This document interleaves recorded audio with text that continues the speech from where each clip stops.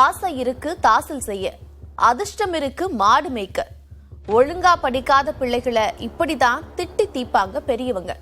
ஆனா நிஜத்துல குறைச்சலா படிச்சுட்டு தாசல் செய்யறதுக்கு ஆசைப்பட்ட ஒருத்தர் வசமா சிக்கி இருக்கிறார்.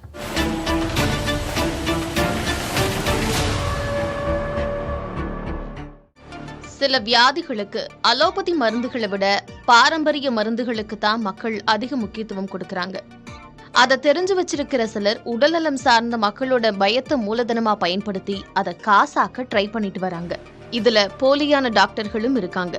பாரம்பரிய மருத்துவம்னு சொல்லிட்டு வர்ற பேஷண்ட்டுகளுக்கு அலோபதி மருத்துவ சிகிச்சை தர்றாங்க. ஆனா அதுலயும் ஃப்ராடு தான் நடக்குது. காரணம், அவங்க அலோபதி டாக்டருக்கான படிப்பு கூட படிக்காதவங்களா தான் இருக்கிறாங்க.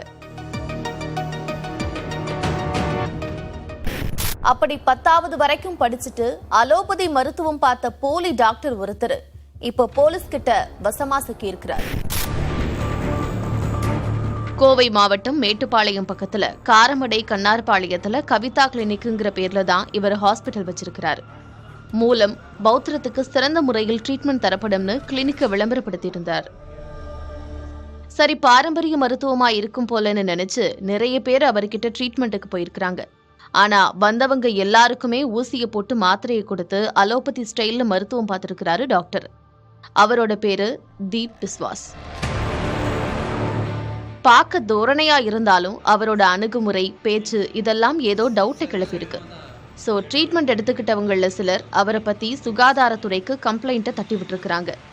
அவர் போலி டாக்டரா இருப்பாரோங்கிற சந்தேகத்தை எழுப்பியிருந்தாங்க.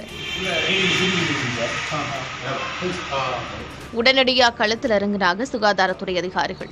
கூட போலீஸ் அதிகாரிகளும் சம்பந்தப்பட்ட கிளினிக்கு நேரா போனாங்க. டாக்டரோட ஊரு, பேரு, விலாசம் எல்லாத்தையும் போலீஸ் விசாரிக்க அலோபதி படிப்பு சம்பந்தமான விவரங்களை சுகாதாரத்துறை அதிகாரிகள் கேட்டாங்க.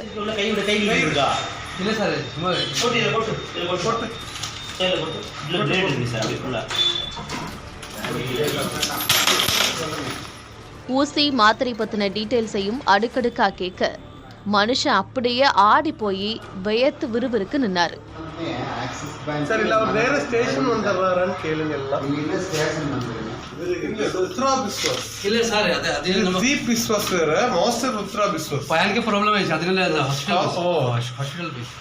அதுக்கப்புறம் தான் அவர் டாக்டருக்கே படிக்கல, வெறும் 10th பாஸ்ங்கிற உண்மை வெளிச்சத்துக்கு வந்தது. ஸோ கேஸை ஃபைல் பண்ண போலீஸ் கோர்ட் உத்தரவோட தீப் விஸ்வாச கோவை சென்ட்ரல் ஜெயில அடைச்சிருக்கிறாங்க.